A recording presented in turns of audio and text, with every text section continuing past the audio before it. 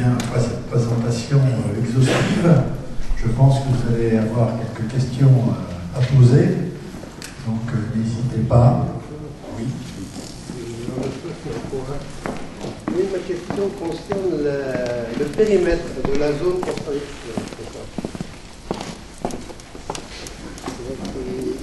Ma question concerne le périmètre de la zone concernée. Est-ce qu'elle colle avec la fameuse ZADU, etc. là, c'est-à-dire le périmètre concerné par le ZPPLP, voilà, Bâtiments de France, ou est-ce que c'est un périmètre différent?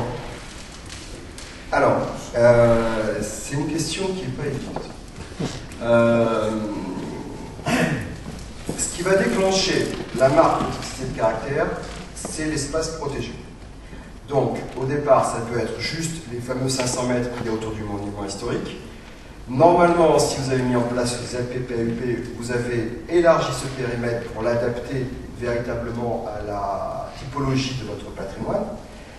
Et normalement, si vous mettez en place une AVAP, vous l'avez élargi encore et avec un système de zonage. Donc, nous, oui, on regarde l'espace qui est couvert par la protection et un peu plus. Parce que l'idée d'un document comme l'AVAP, c'est l'idée de dire, par exemple, bon, ben là, on est au cœur de la cité, au cœur du patrimoine, là, on a des règles qui sont dures, qui sont véritablement, qui peuvent être contraignantes parce qu'on est dans un environnement patrimonial.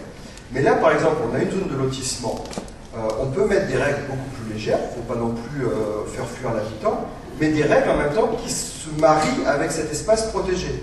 Un des plus beaux, aujourd'hui, projets qu'on a eu, dans la commune de ma présidente à Château-Giron, on avait un cœur historique de 50 hectares avec l'ancienne cité. Ils viennent de réaliser une ZAC de 50 hectares. Et dans cette ZAC, il y a des orientations, il y a des lignes, des préconisations qui renvoient justement au cœur historique. Parce que le patrimoine, à un moment, s'il y a une rupture complète avec les autres espaces, ça n'a pas de sens. Donc ces nouveaux outils permettent d'appréhender ça. Nous, on cherche et on pousse les communes à demander l'avis et à travailler avec l'architecte des bâtiments de France, même si on n'est pas dans sa zone d'intervention. Mais parce qu'à un moment, il faut qu'il y ait une cohérence. Une fois qu'on a dit ça, eh ben, les entrées de ville, c'est un sacré boulot qui nous reste à travailler, parce que malheureusement, elles sont souvent hors des périmètres. Et c'est souvent là des capharnaums sans nom avec les grandes enseignes, et on a des gros enjeux avec ça. On n'est pas forcément aidé par la législation. Bon.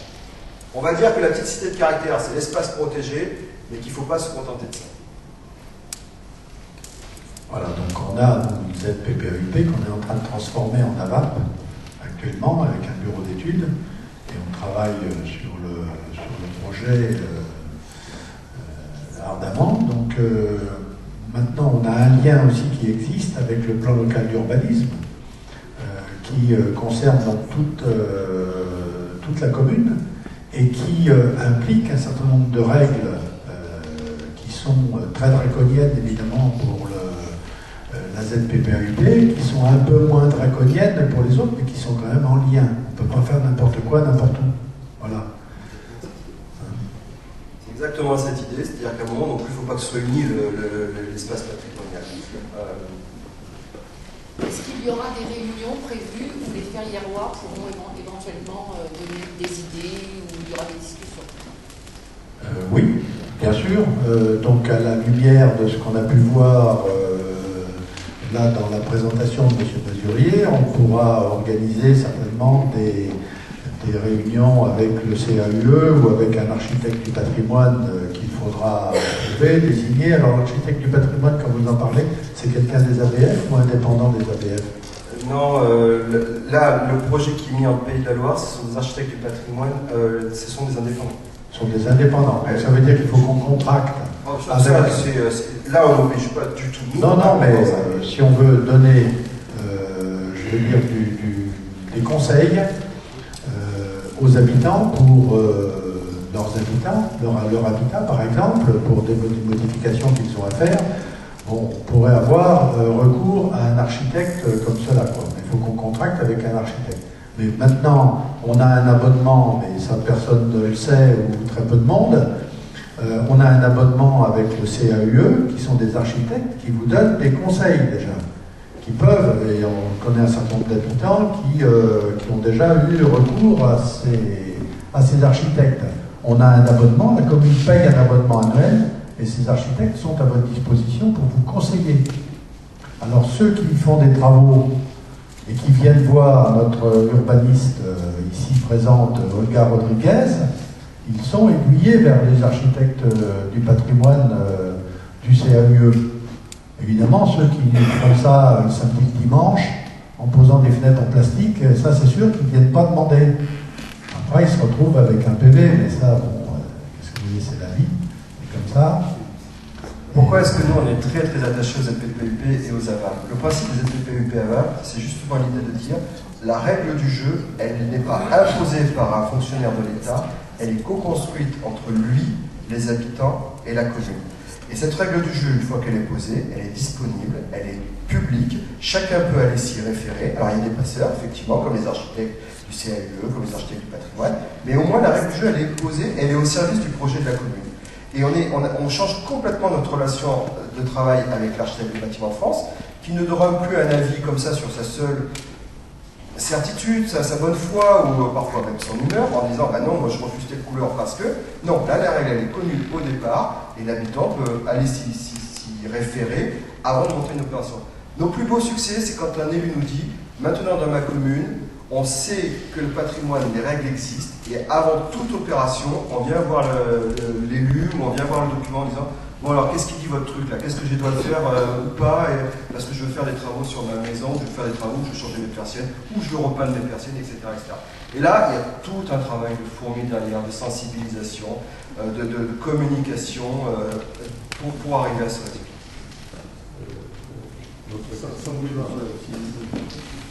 Approchez-vous. Je reprends au bon ce que vous venez de dire. Je ne vais peut-être pas oser poser la question autrement, mais à propos des fenêtres en plastique. Oui. Alors, il se trouve que je suis en train d'étudier cette question chez moi, que je suis dans le périmètre, patati patata. Et j'ai regardé, ne serait-ce que les primes écologie ou je sais quoi, là, un truc comme ça. Quand on fait des fenêtres en PVC, on a le droit à la prime. Quand on les met en bois, on n'a pas le droit. Allez, bon, moi j'ai des faites en bois, eh bien on n'a pas le droit à la prime. Bon, j'ai quand même fait en bois. Oui. Donc je me demandais si parmi les aides diverses et variées, il n'y en aurait pas une qui se substituerait à la prime écologie. Je ne crois pas que ça soit. La Fondation du patrimoine. Je ne crois pas que ça soit par rapport au PVC, parce que nous changeons en bois, nous aurons quand même des crédits d'impôt, à moins qu'il s'agisse d'autre chose que je ne connais pas. Non, en bois c'est extrêmement compliqué. C'est une histoire de. Coefficient thermique. D'isolation. Coefficient thermique. De qualité sur toute la fenêtre ou de la porte. Mais enfin, j'ai regardé les conditions techniques. Alors, Et en plus, le bois est à peu près au même prix que le plastique. C'est épouvantable, c'est extrêmement difficile. Enfin bon, apparemment c'est un problème qui est réglé. Mais je vois beaucoup de fenêtres en plastique. C'est vrai que c'est très compliqué. Je me dis quand même qu'il y a peut-être intérêt parce que ça. Oui. Bon, si vous voyez beaucoup de fenêtres en plastique en ville, c'est qu'il y a des habitants qui ont pris des libertés à une certaine époque et qui en prennent encore malheureusement aujourd'hui. C'est notre grand désarroi, si je puis dire, c'est qu'en fait, on voit ça fleurir entre le week-end des fenêtres qui ont été posées. Alors évidemment, après, on peut les faire démonter parce que ce n'est pas conforme à la ZPPAUP. Une plainte peut être déposée et vous pouvez avoir, évidemment, pour ceux qui ne se contraindraient pas à changer et à remettre des fenêtres en bois, des contraintes. Des contraintes financières, évidemment. Voilà. Alors avant d'en arriver là, évidemment, c'est le cas extrême. Je voudrais qu'on ne puisse même pas compter sur les doigts d'une main dans une année. C'est pour ça qu'on vous sensibilise, on va communiquer, comme on l'a déjà fait dans nos bulletins. On l'a rappelé, 3-4 fois par an, on fait un rappel sur l'urbanisme, sur les précautions qu'il faut prendre, surtout quand vous êtes dans la ZPPAUP. Après, il y a moins de contraintes quand vous êtes au Clos des Colombos, quand vous êtes à l'extérieur de Ferrières, c'est évident. Là, si vous voulez mettre du PVC, vous pouvez, c'est pas interdit. Mais bon, c'est une attention particulière pour garder notre patrimoine, le sauvegarder et le mettre en valeur. Voilà. Et ça, dans la ZPPAUP et dans la nouvelle zone AVAP, je pense qu'on sera intransigeant. Voilà. Question? Vous avez le droit de... Oui. Par exemple, quand une petite cité est perd sur la vie de la cité, comment vous faites? Qu'est-ce que vous allez pouvoir faire pour ça?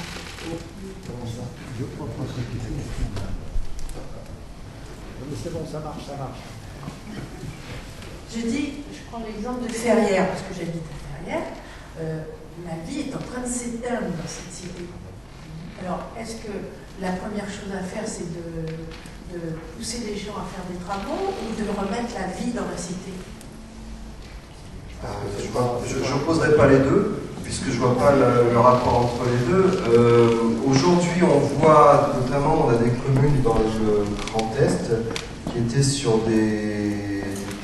c'est même pas la décroissance, c'était le plongeon catastrophique, des situations de crise extrêmement profondes dans des communes, j'ai en tête, en Haute-Marne, en Marne, dans ces territoires-là. Elles sont inversées, la tendance. Ce sont des petites cités de caractère. Vous ne m'entendrez jamais dire que c'est parce qu'elles sont petites cités de caractère qu'elles ont inversé la tendance. On est bien sur un projet global, avec l'idée de, justement, de ne pas être fataliste. Tous les élus ont cela en commun. C'est l'idée de dire, je veux justement pas mourir et je veux essayer de donner un avenir à ma commune. Donc il y a un projet global avec des choix en matière touristique, avec des choix en matière d'habitat, avec des choix en matière d'habitants. Et la petite cité de caractère est un des éléments du puzzle. Si j'ai jamais le puzzle dans sa globalité, c'est juste une des pièces du puzzle. Maintenant, toutes ont en commun de dire notre patrimoine est un des leviers sur lequel on va s'appuyer pour construire l'avenir. Et à partir du moment où on se dit cela, eh ben on se dit qu'il ne faut surtout pas perdre ce capital que l'on a, et donc se donner de la vie en jeu pour qu'il ne soit pas massacré, pour qu'il ne soit pas perdu. Parce qu'une fois qu'il est perdu, une fois que vous avez viré la superbe porte pour mettre une porte en plastique, c'est fini, on ne pourra pas revenir en arrière. Donc on est vraiment au cœur de l'idée qu'on va essayer, on va prendre des choix, prendre des orientations, et qu'on va mettre le patrimoine au cœur de ça. Mais les petites cités de carrière ne sont pas le projet global, ce n'est pas l'ensemble du puzzle, c'est une des pièces du puzzle. Mais je crois que Madame met surtout l'accent sur l'absence de petits commerces dans Ferrières. Oui. C'est ça que vous entendez par la vie. On est d'un âge où on a connu Ferrières autrement, très vivant, avec des petites boutiques partout. On n'a plus rien. Les touristes qui viennent, quémandent sans arrêt un restaurant, on n'en a pas. Il faut aller un peu à l'extérieur. On n'a rien, à part notre patrimoine architectural, qui est de qualité et qui plaît aux touristes, on n'a rien pour faire vivre Ferrières. Et ça, c'est important. Sinon, qu'est-ce qu'on va devenir? Un sanctuaire, c'est-à-dire avec de belles maisons, plastique ou pas plastique, et puis de belles églises, un office de tourisme qui marche, et puis ça, c'est terminé. Or, je pense qu'avant de parler d'entretien et de mise en valeur du patrimoine architectural, il faudrait peut-être déjà justement qu'on arrive à faire vivre ce fichu pays. D'autre part, en ayant des règles très contraignantes qui ne dépendent pas de la mairie, mais qui dépendent des règles structurelles d'en haut, là, eh bien, ça fait fuir aussi les nouveaux habitants. Entre une maison à rénover dans le centre-ville avec des contraintes importantes et une maison dans un lotissement, eh bien, les jeunes couples n'hésitent pas. Je vous amènerai visiter certaines communes où, parce qu'ils ont fait ce travail sur leur patrimoine, sont devenus attractifs pour les habitants, sont devenus attractifs pour les commerçants, sont devenus attractifs pour les touristes, et qui maintenant nous disent aucune concession au patrimoine, parce que c'est le cœur de la problématique pour retrouver l'attractivité.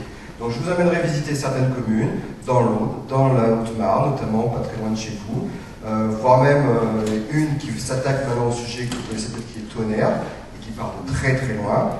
Et dans toutes ces communes, l'idée est de dire, si on fait ce travail sur le patrimoine, on retrouve l'attractivité. Alors, je voulais vous poser une autre question en tant que, parce que je travaille à l'office de tourisme, les dépliants que vous nous avez montrés, avec le label Petite Cité de Caractère, etc. Qui les finance? Là, on est sur C'est la communauté de communes, c'est l'ensemble des... Enfin, le patronat, entre guillemets, des petites cités de caractère, ou c'est laissé au libre arbitre des communautés? Alors, en matière de communication, chaque commune est complètement libre de sa stratégie de communication. Elle est même complètement libre de ne pas utiliser ce qu'on lui propose. La seule chose qui est dans le contrat de licence de marque, aujourd'hui, c'est les règles d'utilisation du logo. Et après, chaque commune, nous, on propose des outils, beaucoup de communes se les approprient, mais il n'y a aucune obligation. La seule chose que nous, on prend en charge au niveau national, c'est le site internet national. Ça, c'est le niveau national. Ensuite, au niveau régional, les associations de petites cités de caractère de Bretagne, ça, font ce type de documents qui sont là. Et après, au niveau local, c'est la commune, son office de tourisme, la communauté de communes. Enfin, maintenant, ça va être la communauté de communes qui est compétente. Donc, ce sera forcément la communauté de communes. Oui, donc si on a des documents qui ressemblent à ce que vous proposez, mais sans le logo des petites cités de caractère, c'est tout à fait possible, c'est viable. Ah oui, oui, on n'impose rien du tout. Hein. Si vous utilisez le logo, vous devez l'utiliser dans les termes du contrat. Mais si vous ne voulez pas l'utiliser, dans ce que je vous ai proposé... quand on sera labellisé, il y aura intérêt à utiliser le logo. Sinon, ça n'a pas d'intérêt. Écoute, il va dépendre aussi, monsieur le maire. Pour l'instant, on fait faire par la communauté de communes des clients à l'usage des touristes. On en fait faire 2000 ou 2500 tous les 2 ans. Ça coûte à la communauté relativement cher. Donc, ce serait dommage qu'il y ait des doublons sous prétexte qu'on ait à utiliser obligatoirement le... Dans ce que je vous ai présenté à l'écran là, alors si je retrouve ma souris, ça c'est 3 petites cités de caractère à l'échelle d'un pays qui se sont regroupées, qui ont mis en place tout ce qu'elles proposaient comme visite, comme atelier en matière de patrimoine, comme conférence, comme visite de chantier, et qui en ont fait une saison de découverte du patrimoine à l'échelle des 3 petites cités de caractère. Ça, c'est réalisé par Petite Cité de Caractère de la Sarthe, qui chaque année fait un dépliant sur les animations dans les petites cités de caractère. Ça, c'est un document réalisé par le Cantal qui présente les différentes communes du réseau. Celle-ci, ça c'est moi, c'est mes outils pour faire la promotion du réseau. Ça, c'est réalisé à l'échelle régionale, Champagne-Ardenne, pour l'ensemble des petites cités de caractère. Là, c'était pour une manifestation, hein, quand on a fait l'anniversaire des petites cités de caractère de la Sarthe pour les 20 ans. Ça, c'est une maquette pour faire des panneaux à travers la cité, dans une commune de la Haute-Marne qui s'appelle Joinville, et qui a pris une maquette comme ça. Et ça, c'est mon petit document que j'utilise pour présenter les petites cités de caractère. Donc, c'est des documents très très différents. Mais on retrouve toujours cette ligne graphique qui dit on est dans une petite cité de caractère. D'accord. Actuellement, dans le nord du département, est-ce qu'il y a des petites cités de caractère? Non. Non. C'est une ville. Carrière-Simé, c'est la seule. C'est la première, pardon. On sera les pionniers. Donc, on n'aura pas de partenaire avec qui partager. Non, mais ça, j'y travaille. Un premier, c'est comme ça. Hein. Bon. Maintenant, on espère qu'on ne sera pas les seuls. À l'échelle régionale, l'Eure-et-Loire commence à constituer un réseau. Aujourd'hui, Épernon, les petites cités de caractère. Et nos gens le roi, mais ils sont en statut homologable, mais je ne sais pas s'ils vont réussir à franchir la dernière marche. On a à côté de chez nous Châteaunard qui pourrait concourir s'il voulait. Puis on a certainement d'autres. Ah oui, et côté Yonne aussi, ça bouge énormément.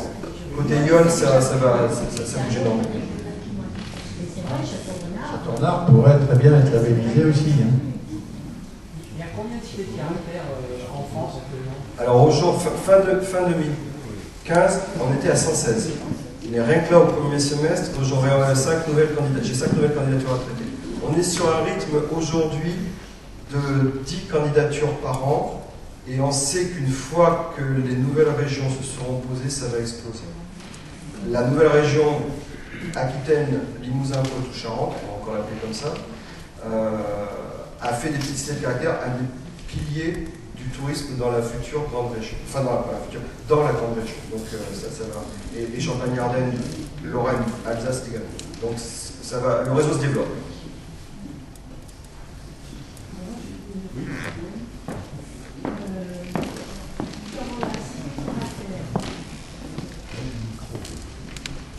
Dans la cité de caractère, vous parlez, quid de la circulation? C'est un des critères que l'on a et qu'on regarde avec les élus, justement, sur les flux de circulation.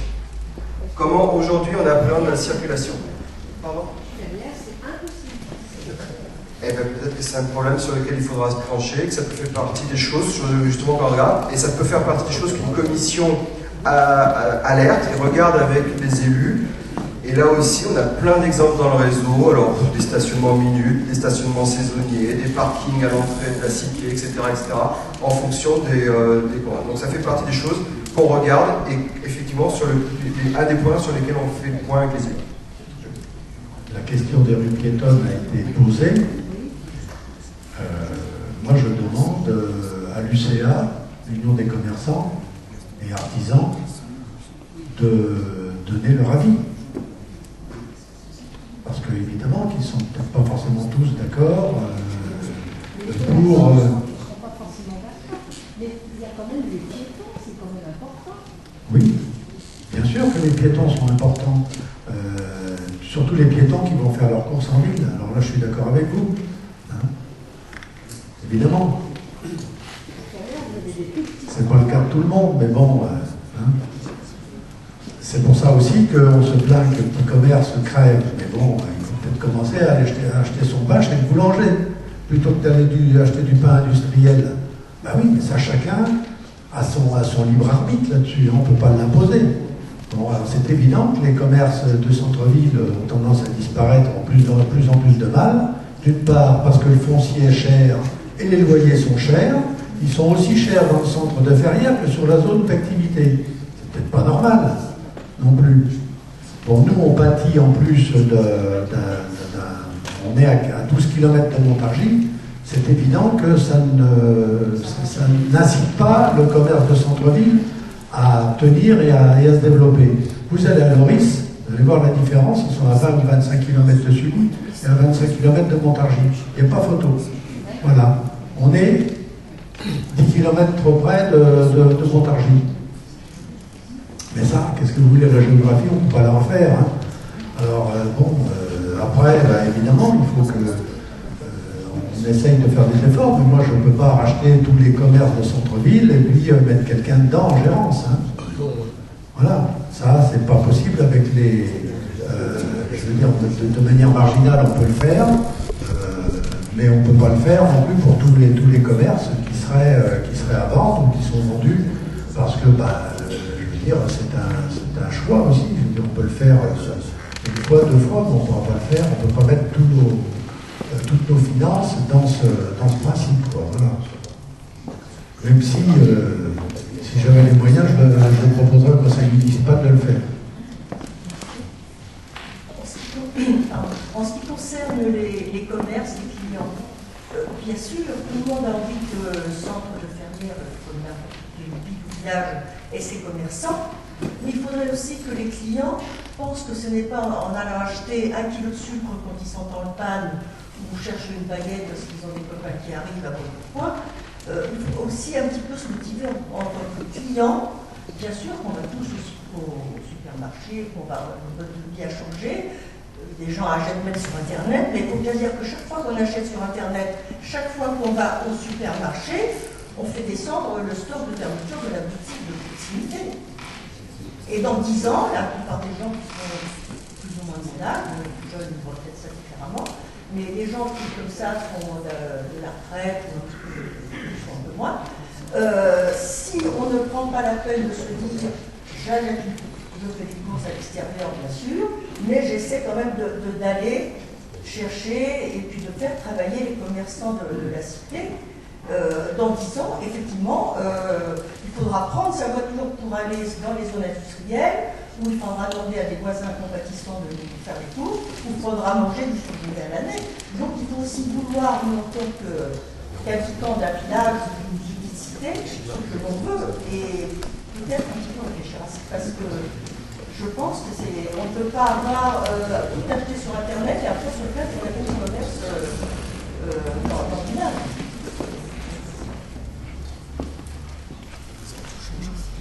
Oui, oui, je suis d'accord. C'est clair qu'aujourd'hui les habitudes changent. Malheureusement, c'est un fait de société, hein, c'est comme ça. C'est la nouvelle façon de faire du commerce.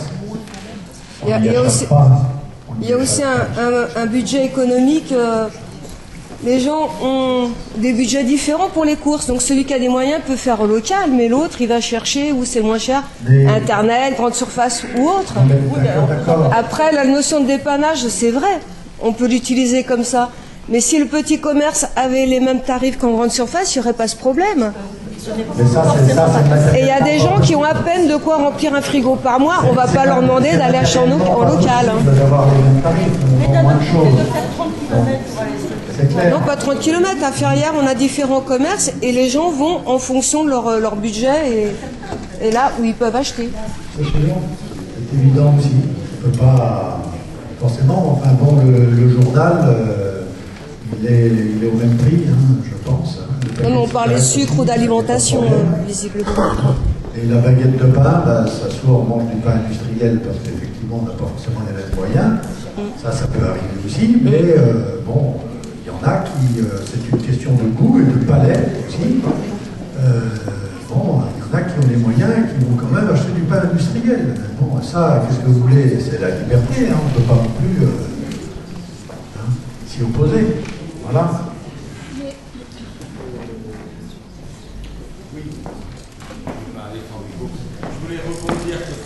N'oubliez jamais que c'est vous qui faites la force d'un commerce et sa faiblesse. C'est-à-dire que plus vous allez dans le centre industriel, plus, je parle assez fort comme ça, plus les prix vont être bas dans le centre industriel. Par contre, si vous allez faire l'effort d'aller chez le commerce en proximité qui est peut-être plus cher au départ, il va avoir plus de clientèle, il va pouvoir discuter ses marges et à terme, c'est vous qui allez gagner.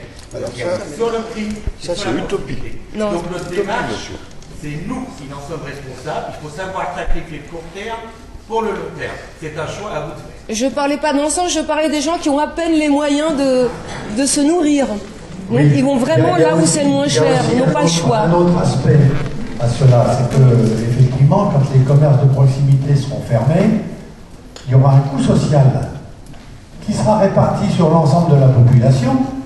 Parce qu'effectivement, il faudra prendre des dispositions pour les gens qui habitent en Ferrières, les anciens qui ne peuvent pas marcher ou qui ne peuvent pas trop se déplacer, il faudra les transporter pour aller, on demandera ça. Et ça sera sur les impôts. Voilà. Et ça sera sans douleur, parce qu'on ne le verra pas arriver. Mais ça arrivera. Voilà. C'est comme ça que ça se passera. Donc moi, je prends le pari. C'est un pari qui n'est pas très risqué quand même. Je prends le pari qu'en faisant cette démarche, d'adhérer à la petite cité de caractère, c'est une démarche qui va vers le tourisme, et moi je parie sur le tourisme. Ferrières, on a du potentiel, je l'ai dit tout à l'heure, on a des atouts indéniables, il faut les mettre en valeur, ces atouts, et attirer les touristes, parce que si vous avez des touristes qui viennent, vous aurez peut-être un bistrot qui va ouvrir le dimanche après-midi pour vous proposer des pâtisseries. Mais si vous avez deux clampins qui se promènent l'après-midi, bon, ça n'intéresse pas le gars d'être ouvert toute l'après-midi. Maintenant, si vous avez 50 personnes qui se promènent et qui s'arrêtent, là, ça change. Donc, si vous voulez, on ne crée pas le commerce avant, mais on crée d'abord le flux, on essaye d'amener le flux pour ensuite, le commerce, il se créera tout seul, s'il y a le flux. Enfin, moi, c'est mon avis. Je ne sais pas si vous avez cette expérience-là, mais voilà. C'est pareil, je suis entièrement d'accord pour le tourisme. Je pense qu'il faut absolument faire venir des gens à Ferrières. Ça fait plusieurs fois que je me rends à Chéligny, une petite cité qui est un jardin remarquable en Touraine, pas très loin de Tours. Et cette cité, qui n'a pratiquement plus de commerce, mais qui est une cité donc jardin, est absolument magnifique. Et quand vous pouvez y aller à partir du printemps, là je pense que fin avril ça va commencer, ils ont fleuri donc ce petit village, cette cité, entièrement avec des plantes vivaces. Les gens de chez Ligny sont partie prenante dans l'entretien des plantes. Évidemment, ils ont du personnel, genre paysagiste et tout ça. Mais ce que je voulais dire, c'est que les touristes qui arrivent, et ils arrivent en grand nombre en car ou en voiture, effectivement, ont amené à développer pâtisserie, restaurant et à faire venir des gens dans le village. Donc effectivement, je pense que c'est une des solutions qui me paraît importante. Je conseille aux gens, si un jour vous n'avez rien à faire, d'aller voir ce village qui est absolument magnifique, chez Ligny.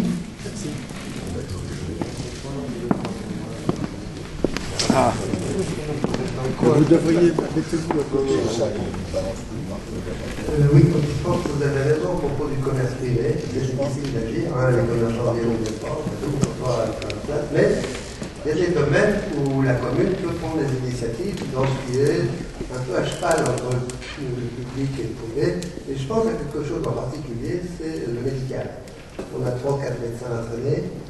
Il fallait 2 jours pour un rendez-vous il y a 3 ans, maintenant c'est une semaine, et puis bientôt ce sera je ne sais combien de temps, les nouveaux médecins ne rapportent pas.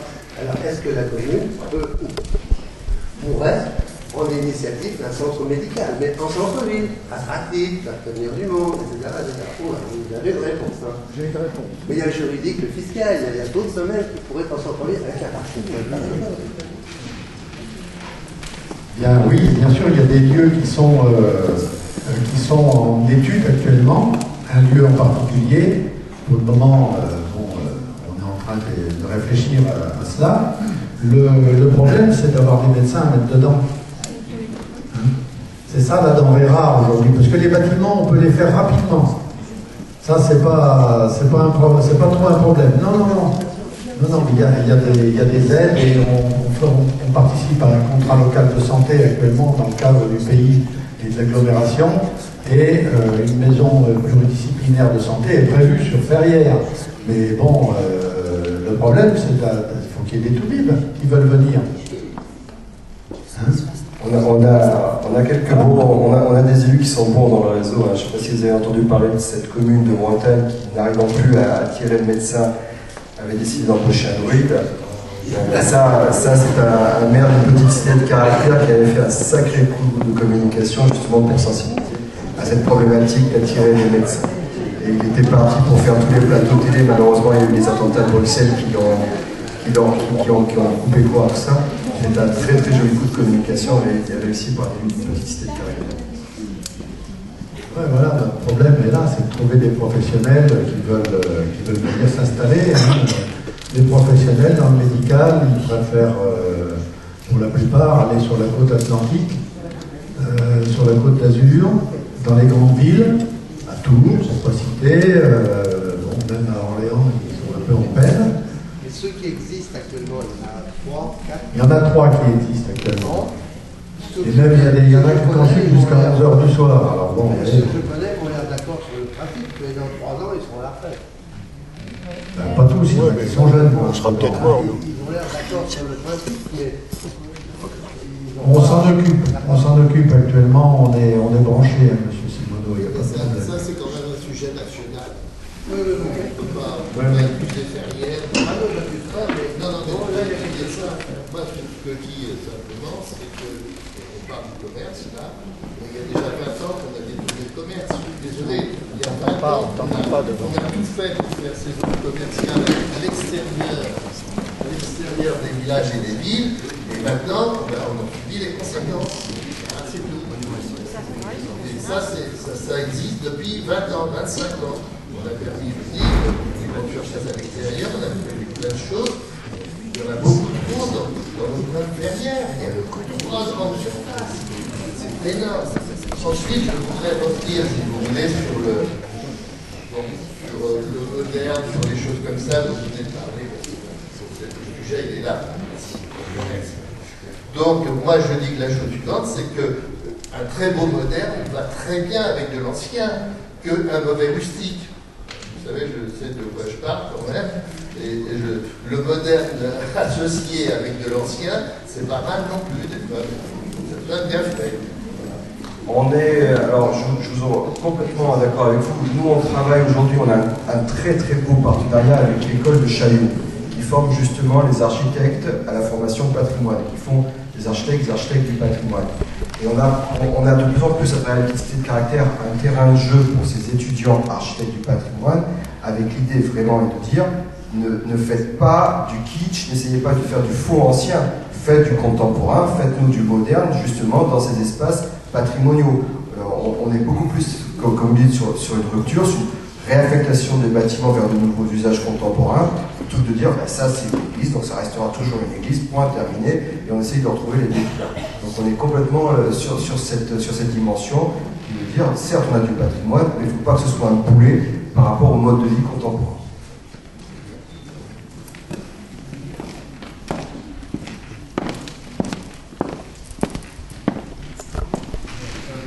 De toute façon, l'ancien,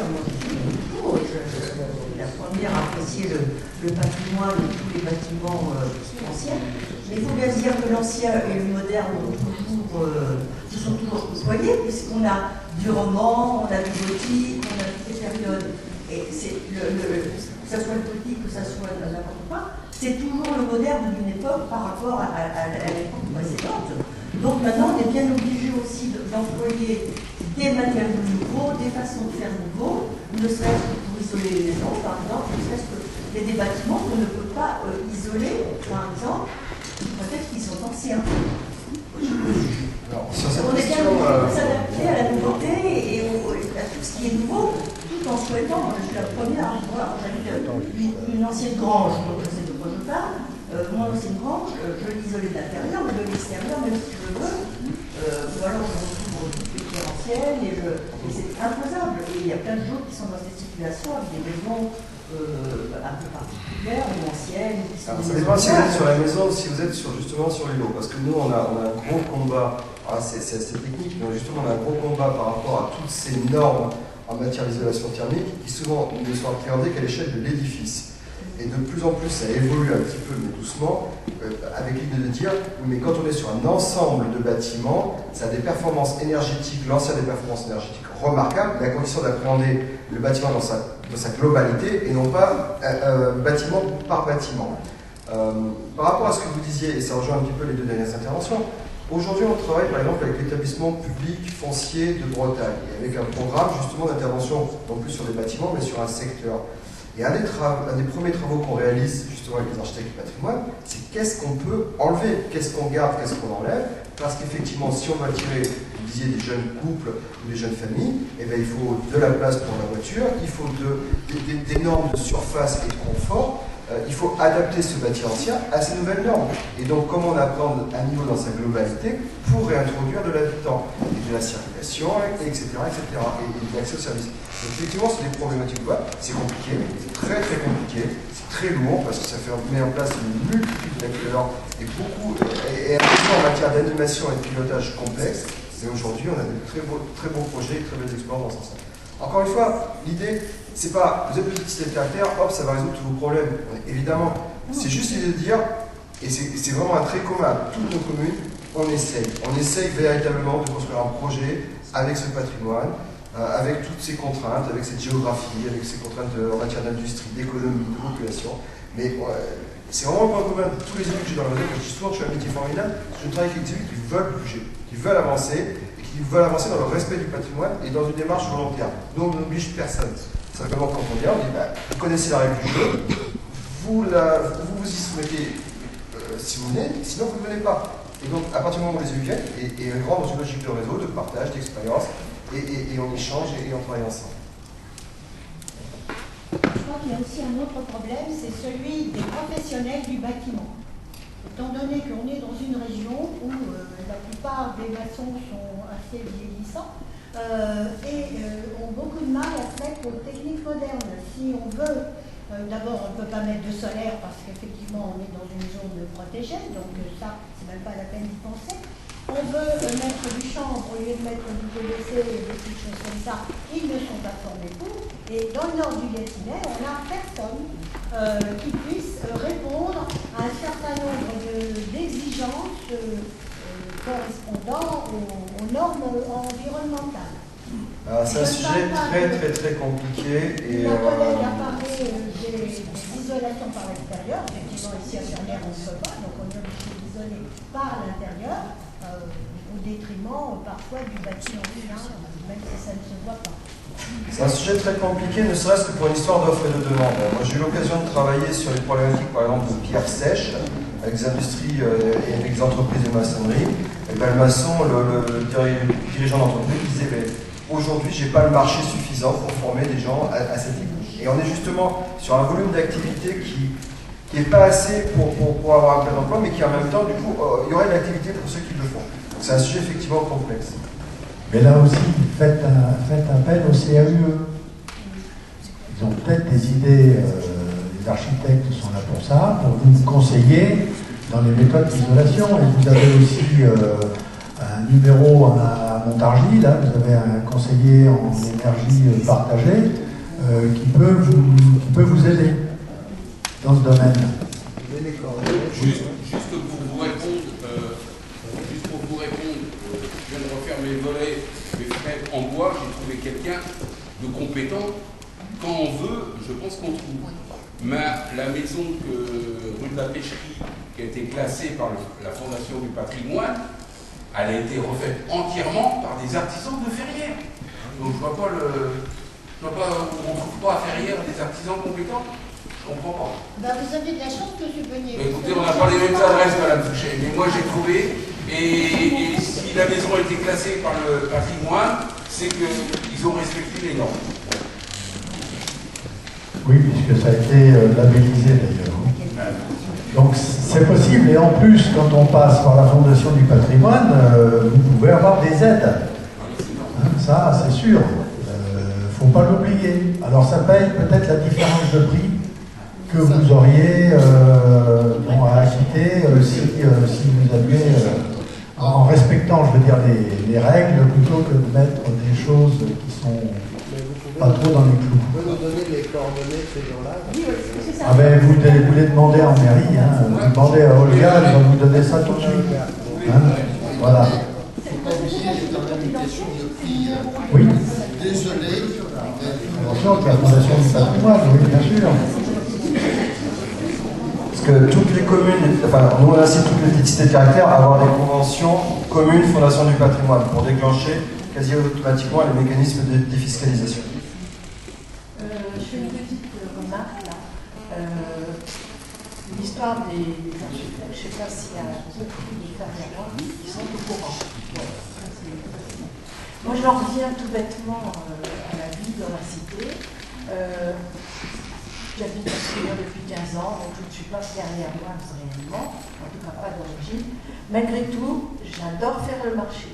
Et depuis 15 ans, je vois ce marché devenir un désert. Alors, c'est pareil. Hein, ça ne retient pas non plus les gens et ils vont dans les grandes surfaces. Ils ne savent pas qu'ils vont payer de l'essence pour aller dans les grandes surfaces. Mais ça, c'est autre chose. C'est-à-dire le problème, c'est que, si tu veux, c'est que Dordy va créer un marché le vendredi matin également. Il y a une clientèle qui venait de la Ferrière au marché. Le vendredi matin, il y a un marché à Dordy maintenant. Donc, ça coupe le marché en deux. C'est vrai, je suis tout à fait d'accord, parce que question d'aller au marché, j'y suis aussi. Il y a toujours eu un marché à Dordy, là. Comment? Il y a toujours eu un marché à Dordy. Oui, non, mais il est plus important, là. Donc, il coupe le marché de Ferrières, c'est tout. Ensuite, on avait quand même une population de résidences secondaires qui était importante à Ferrières, et qu'on a plus. Ça, elle diminue beaucoup, et ça, c'est un gros problème. Moi, je le ressens personnellement, si vous voulez, on n'a plus de ces gens-là qui, le dimanche, venaient, ou le samedi, ou le vendredi, venaient pour faire la course au marché. Ça, c'est terminé. C'est toute une population qui est sédentaire maintenant, et qui n'est plus la même, qui n'a plus les mêmes revenus. Ça, c'est vraiment la physionomie ferrière a changé avec. On est très près de Paris, comme disait M. le maire, on est trop près de Paris, on est trop près de Montargis, on est trop près, on est trop loin. Voilà. Le gros problème, c'est ça. Voilà. Parce que là, c'est bien qu'on parle, mais je voudrais savoir, vous et vos équipes, vous êtes motivés, qu'est-ce qui vous a motivé pour la cité de caractère? Parce qu'il faudrait quand même qu'il y ait un programme après économique où il n'y a pas que les commerçants, il y a plein de choses. Alors justement, les parkings dehors, il paraît que ça a été fait il y a 20 ans ou 30 ans, les gens se plaignaient parce qu'ils ne pouvaient pas marcher. Bah, vous voyez, on n'en finit pas. Alors je veux dire, il y a la partie qui est motivée par l'histoire et par le tourisme, ou je ne sais quoi. Et puis à l'autre côté, je veux pas bouger mon cul et je veux entrer dans la pharmacie en voiture. Bon, non mais c'est vrai, on en voit souvent, j'habite à côté de la pharmacie, c'est une catastrophe. C'est-à-dire la voiture, la portière est ouverte devant la porte automatique. Je me suis dit, là, c'est clair, ces gens-là, ils ne voteront pas pour la petite cité de caractère. Parce qu'ils ne voudront pas s'arrêter place. Alors il y a toujours un combat, alors je ne sais pas de quel côté vous êtes, parce que je vous vois régulièrement, mais je ne vous ai jamais posé la question. C'est pour ça que je suis là, parce que c'est bien joli le titre, mais est-ce qu'il y aura la suite avec, vous voyez, parce qu'il faut qu'il y ait, c'est vrai qu'il en parlait tout à l'heure, ça ne sera rien, lui il s'en fout, économiquement il s'en fout, l'organisation. Mais non mais c'est vrai, non mais vous l'avez dit rapidement tout à l'heure, non mais c'est pas grave. Non, je suis pas à la pièce, et je suis pas à VRP qui a une commission sur les petites cités de caractère différents. Et j'insiste à toutes les commissions, c'est-à-dire qu'à un moment où une commission donne à une commune des objectifs à 5 ans, si les objectifs n'ont pas été atteints, elle peut sortir du réseau. Donc non, je m'en fous pas une fois que la commune est rentrée dans le réseau. Non, mais c'était pas du tout ça que je voulais dire. Vous avez dit textuellement que les villages qui sont remontés ne sont pas remontés grâce aux petites cités de caractère. Voilà. C'était pas remonté que grâce aux petites cités de caractère. C'était une pièce du puzzle, c'était pas le puzzle. C'est un atout supplémentaire. C'est comme ça qu'on le développe. Voilà. Bon. Quelles sont vos motivations, monsieur? Quelles sont mes motivations? Les motivations de l'équipe municipale, c'est d'essayer justement de redonner un peu de vie au cœur du village, même si ce n'est que le week-end, quand on a des visites, c'est de dire, essayons d'attirer des visiteurs. On a un patrimoine, je l'ai dit tout à l'heure, qui est à mettre en évidence, qui est à mettre en exergue. Donc essayons de développer, de le faire connaître. Alors il y a des réseaux de communication, il y a les petites cités de caractère qui peuvent être un atout complémentaire, et c'est sur cet atout complémentaire que je souhaitais que nous travaillions, justement, en essayant en gardant le caractère de la cité, de la ville, avec son côté médiéval. On ne va pas remettre des chevaux et des charrettes, mais essayons de garder le patrimoine bâti, au moins dans son état, pour garder l'histoire. Il y a des très belles maisons qui malheureusement se dégradent. Ah oui. Vous avez se rendre compte le fait que, je dois dire que je trouve moi l'idée excellente pour commenter ça. Mais bon, est-ce que vous avez pris en compte le fait que peut-être il va falloir repenser les temps de circulation? Bien sûr, mais ça, je veux dire, c'est des choses qui vont se faire quand on va rentrer dans le vif du sujet avec. Quand on va rédiger la charte, il va bien falloir qu'on se pose quelques questions. Le plan de circulation, bien sûr, on parle tous les 8 jours du plan de circulation, mais à Ferrières, à moins d'abattre des bâtiments, je n'ai pas trop de solutions. Et je ne peux pas démolir. Donc, bon, toutes les maisons sont protégées dans le centre-ville, donc je ne peux rien faire. Il faut vivre avec les rues en pente, chaotiques et autres. Voilà, c'est la cité médiévale. On ne peut pas faire un bitume plat, et voilà, ça c'est pas une pensée. Pas encore. On verra ce que nous impose, je dirais, ce qu'on va se mettre comme fil directeur dans la charte, pour essayer de le chiffrer, évidemment. C'est quelque chose qui se fait sur plusieurs années. C'est pas une question personnelle, mais la rue de la Chaîne, elle est dans le plan. Il y a du boulot. La rue de la Chaîne, oui. Les maisons surtout sont dans le plan. Il y a du boulot. Qui a fait quand même beaucoup de kilomètres pour rien du tout arriver. Donc votre label, pardonnez-moi, votre marque plus exactement, va apporter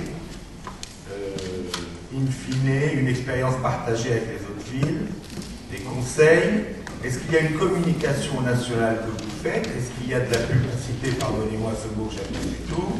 Est-ce que vous proposez, je suis peut-être un peu direct par mes questions, mais en pratique, une fois qu'on a le label Petite Cité de Caractère, quelle sera la force de cette démarche?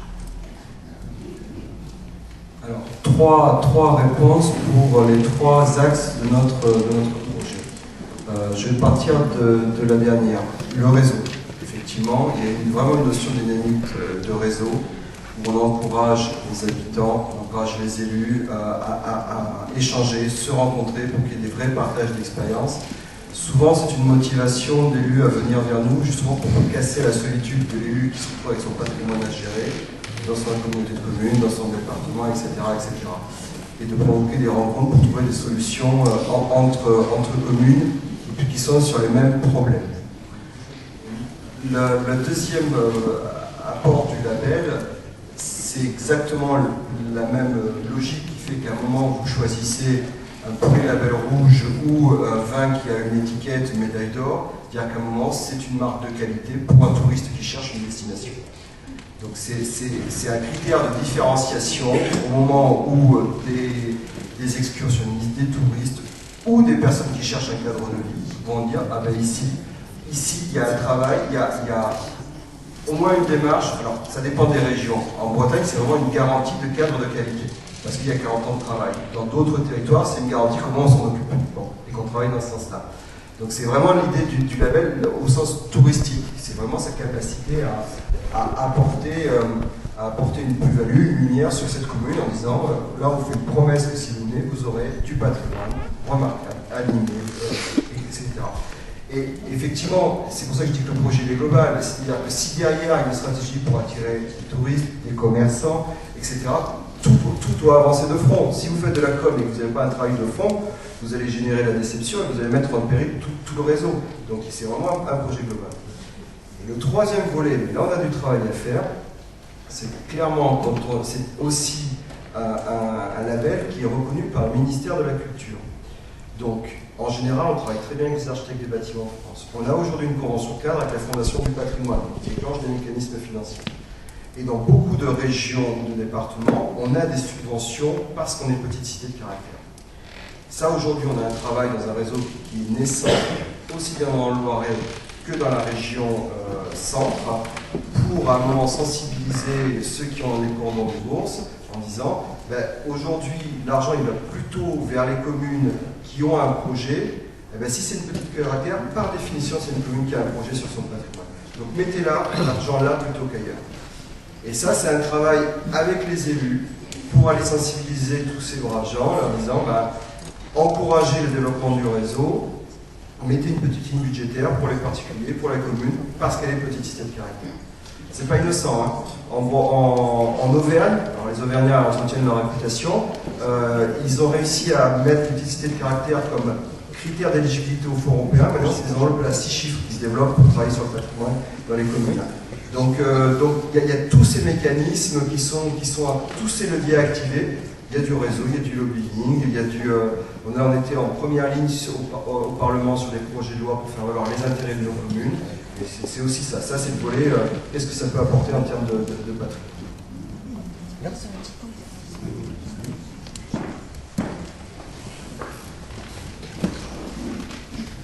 Ma question, c'est est-ce qu'il y a d'autres villes qui sont candidates dans la région Centre-Val de Loire?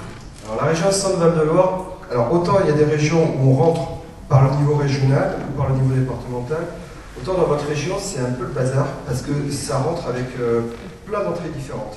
Alors aujourd'hui, en toute transparence, le Cher s'intéresse énormément aux petites cités de caractère par le tourisme. L'Indre s'intéresse énormément aux petites cités de caractère par l'ABF, qui était architecte du patrimoine conseil en Pays de la Loire. Donc elle vient de devenir ABF dans l'Indre et elle a dit moi je veux faire un réseau parce que je sais tout ce que ça peut apporter justement à nos communes. La mission de Val-de-Loire constate qu'il y a plein de petites cités de caractère le long de la Loire, mais que ça s'arrête à la limite entre les Pays de la Loire et la région centre. Donc pourquoi pas chez nous? L'Eure-et-Loire-Siemy, donc Épernon, Nogent, et c'est l'initiative du tourisme. Et en Indre-et-Loire, je voyais récemment Madame le maire, par exemple, de Beaulieu-les-Loches, qui s'interrogeait sur pourquoi est-ce qu'on ne serait pas petite cité de caractère nous aussi. Donc voilà, ça part un petit peu, et puis Ferrières, évidemment, D'accord, mais pour l'instant, il n'y a pas de réseau avec lequel travailler. Non. L'histoire des petites cités de caractère dans votre région, ben ça... Oui, mais comme je vous ai dit tout à l'heure... Autre question, combien de temps ça prend pour être homologué? Alors, la procédure, je vous ai dit, donc dépôt de cette candidature, ensuite visite de la commission, et ensuite on a une procédure d'homologation où on valide tous les rapports des commissions au niveau local, quand il existe, puis au niveau national. Au pire 6 mois. Au pire 6 mois. Et on sait être réactif des fois quand il faut.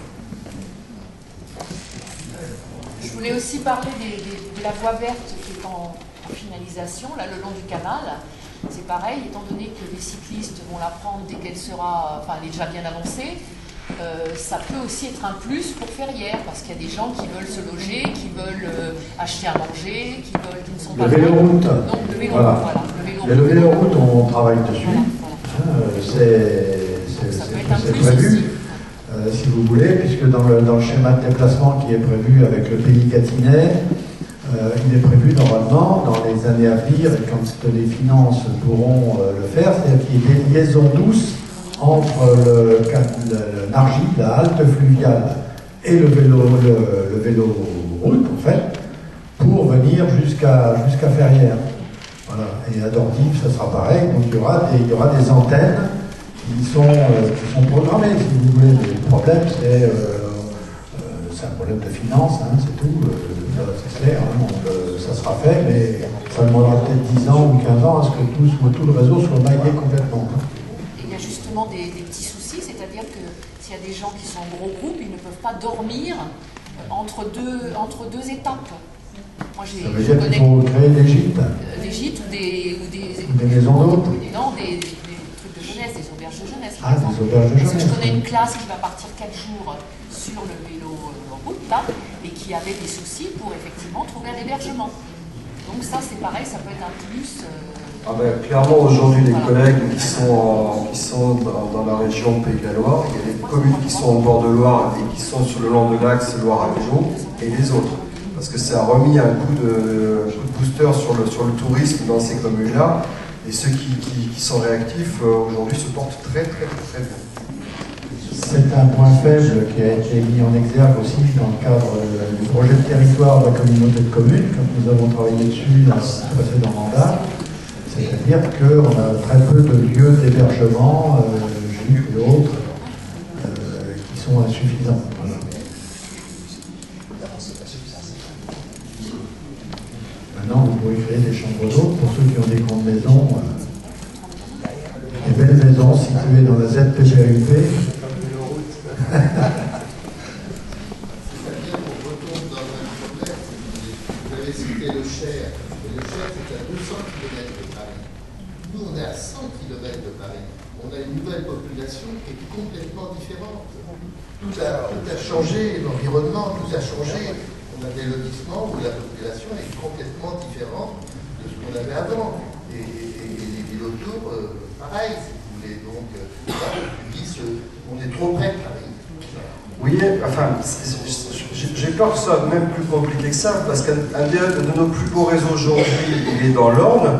L'Orne, ils sont aussi loin que vous de Paris, mais il se trouve que le Perche, c'est une destination à la mode, donc beaucoup de gens... La problématique des marchés que vous évoquiez tout à l'heure, ça fait écho à des choses que je vois dans le Perche, par exemple, ça marche très très bien, les marchés, tous les Parisiens, ils sont le week-end dans leur résidence secondaire. Et pourtant, ils sont aussi loin de Paris que vous. Donc c'est vrai que c'est compliqué. Hein, Ah oui, non, tout à fait. Après, effectivement, c'est pour ça qu'il y a le territoire vécu, le territoire réel. Enfin, c'est effectivement très compliqué. Bon, l'idée serait de déplacer le marché du vendredi au samedi. Le problème, c'est que les marchands ambulants sont déjà pris ailleurs et qu'il faut retrouver d'autres marchands pour venir le samedi. Parce qu'évidemment, on aura certainement plus de monde le samedi. Ou le dimanche matin. Pourquoi pas le dimanche matin? Ah, pour les marchands ambulants, tu veux dire, oui. Voilà. Donc on a recherché, on a posé la question avec Daniel Béquiès, hein, mais bon, a priori, ils sont pris déjà, et ceux qui sont là sont des commerçants, je dirais, qui vendent des produits de qualité. Donc après, on ne peut pas non plus faire venir à tout prix des commerçants qui vendraient des chinoiseries le samedi, quoi. Hein.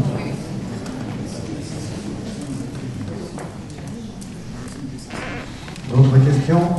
Ça c'est s'épuise. Enfin, le sujet n'est pas épuisé puisqu'il ne fait que commencer. Hein, donc évidemment, on sera à votre écoute et puis on retravaillera sur le sujet avec Jean-Claude et son équipe pour vous faire participer évidemment aux décisions, ou avant de prendre nos décisions, tout au moins au schéma que l'on propose et puis à la charte qu'on va se... Il faut l'écrire, la charte, à partir de demain matin. Non, la charte donne juste, mais on a fait des documents justement sur comment faire un dossier de candidature. Un dossier de candidature, c'est... Quand par exemple vous avez sur la charte enfouissement des réseaux, on demande à lui de dire où est-ce que vous en êtes sur l'enfouissement des réseaux. C'est fait à tant %, ce secteur on vient de le terminer, on a prévu de faire ce secteur-là, et le reste on a prévu de faire. Voilà, c'est vraiment comme ça que nous on travaille, c'est-à-dire qu'on ne demande pas à ce que tout soit fait, et on demande juste à ce que les équipes qui portent le dossier de candidature aient des éléments de réponse à tous les points, parce qu'effectivement le projet patrimonial il est global, il va toucher tous ces sujets qui sont dans la charte. Donc c'est vraiment l'idée de dire, bon, la circulation, là on a peut-être un problème, et on met ça en place pour le résoudre. Voilà. C'est vraiment beaucoup plus dans une logique de démarche que de dire, c'est on a résolu tous les problèmes. Et... Oui, on sait bien qu'on ne peut pas les résoudre en 24 heures. Bien. Ok. Oui, madame. Je pense aussi qu'on peut travailler avec les écoles ou les collèges pour motiver un petit peu les jeunes à respecter justement tout ce qu'ils vont trouver dans la cité. Donc oui. Effectivement, s'ils ont eux des idées, ils respecteront certainement un peu plus. C'est sûr qu'il faut commencer par l'éducation des jeunes. Comme ça, on devrait même leur apprendre à conduire, à passer le permis de conduire. Ça permettrait de dire aux parents qui ne s'arrêtent pas au stop, de s'arrêter au stop, par exemple. C'est en passant, hein, je dis ça. Bon. Surveiller leur pot d'échappement. Moi, je pense que c'est une bonne idée, si vous voulez, parce que tout par se faire hier, de sabot, hein, c'est très important. Tu aurais dû te mettre devant, hein, ça aurait été plus facile pour te passer le micro. Je vais rester à côté de toi. Non, mais sincèrement, ça peut être qu'un bon sujet, on ne peut pas ignorer ça. C'est assez intéressant, le principal c'est d'y participer. Plus on parle de Ferrières, plus on sera connu. Quoi que vous voulez, moi quand je parle de Ferrières autour de moi ou à Paris ou tout ça, beaucoup de gens connaissent Ferrières quand même. C'est quand même très connu et c'est quand même admiré par son environnement, par ses maisons, par son village, parce que tout le monde aimerait, du reste le prix des locations justifie ce problème. Qui est un petit peu cher. Je vous ai rapporté quelques documents là. C'est la présentation des petites cités de caractère de Pays de la Loire, de Poitou-Charentes, de Bretagne. Vous verrez dans la liste des communes, ce n'est pas des noms très connus. On a beaucoup de communes, je suis sûr que la plupart d'entre vous ne les connaissent pas. Et notre projet touristique, il n'est pas forcément de dire demain, on va dire aux visiteurs, venez dans les petites cités de caractère. Aujourd'hui, on est beaucoup plus dans des réflexions sur les destinations. On va dire, si vous êtes en séjour dans le coin, là, vous avez quelque chose à faire. Ou si vous êtes effectivement un habitant, le week-end, vous avez quelque chose à faire, etc. On est beaucoup plus effectivement sur une notion de proximité, parce que c'est pas des noms, effectivement, c'est pas les grandes destinations touristiques nationales. Et c'est pour ça, à un moment, de dire, il y a là quand même suffisamment à faire à partir de ce positionnement et de ces marchés, pour justement travailler sur la valorisation de la cité.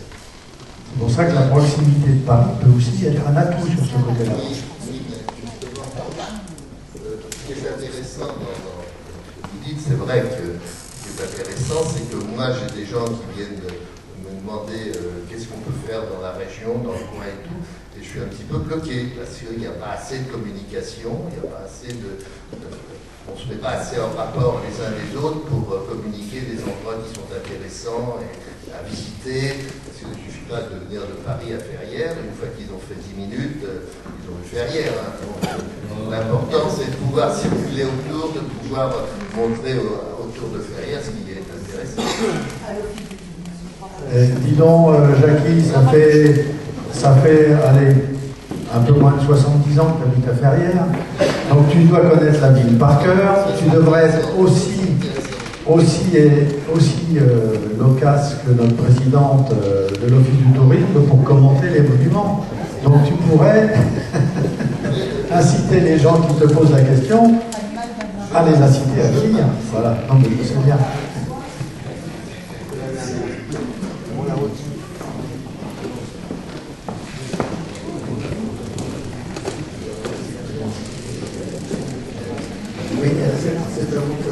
de questions. Je regardais le site internet officiel de Taillard Wagner, un peu mou. Est-ce que ce label entraîne aussi des sites internet plus peut-être dynamiques, conçus différemment? Qu'est-ce que ça apporte du point de vue de l'information sur internet, sur les smartphones? Ça, c'est pas un sujet facile parce que ça bouge énormément. Il faut faire le tri dans la jungle des propositions et dans la foultitude des propositions. Quand vous pensez avoir trouvé quelque chose d'intéressant, c'est déjà devenu obsolète. Donc, clairement, aujourd'hui, la stratégie numérique est au cœur des problématiques. Maintenant, je ne vous cacherai pas qu'on est plus sur le développement du réseau et sur sa consolidation au niveau local, plus sur le travail patrimonial, qu'on n'a pas forcément aujourd'hui le temps que l'on voudrait à consacrer à ce sujet-là. On sait que c'est un enjeu, on sait que c'est encore très mouvant. On en est là. Votre site à vous est pas mal, hein? Ah ben merci. C'est un peu l'idée. Et Monsieur Simoneau, notre site, qui a déjà quelques années, est en refonte. Voilà. Notre site est pas mal, il sera un peu moins fou dans quelques semaines ou quelques mois. Ce qui est intéressant dans votre site à vous, parce qu'il y en a un, il y a un site officiel, petit de caractère, avec le nom de toutes les communes concernées. Quand on clique sur la commune, on a les descriptifs de la commune, les restaurants, c'est sympa. Alors, notre site, alors, il est pas mal. On l'a voulu beau. On l'a voulu beau pour que les communes soient fières d'y être, clairement. Maintenant, il est sous-exploité par rapport à tout ce qu'on peut faire aujourd'hui à partir d'un site internet. C'est-à-dire qu'on a plein d'idées pour le faire évoluer, pour qu'il y ait l'information en temps réel sur tout ce qui se passe dans les communes, pour qu'il y ait des liens avec le smartphone, pour qu'il y ait ensuite des alertes et de la communication pour faire vivre le réseau, pour qu'il y ait des liens avec les réseaux sociaux. Il y a plein de possibilités. Aujourd'hui, clairement, on n'a pas assez de temps et de moyens à consacrer justement à la stratégie numérique. Donc on a voulu ça parce que c'est vraiment aujourd'hui, mais si vous ne l'avez pas, vous n'existez pas. Donc au moins qu'on ait une belle vitrine du réseau, mais en matière de développement, on a une marge mais qui est colossale. Il y a une belle vitrine sur les ordinateurs, mais sur le smartphone, c'est une autre étape par contre. Il ne marche pas sur smartphone? Je note. Faites-nous remonter ça. On a une agence qui s'occupe de ça, on leur fera remarquer. Oui, je voulais préciser aussi qu'il y a un projet de PNR, de parc naturel régional, dans lequel on est en périphérie, et donc qui devrait aider aussi qui devrait aller aussi dans le même sens que tout ce qu'a exposé M. Mazurier aussi.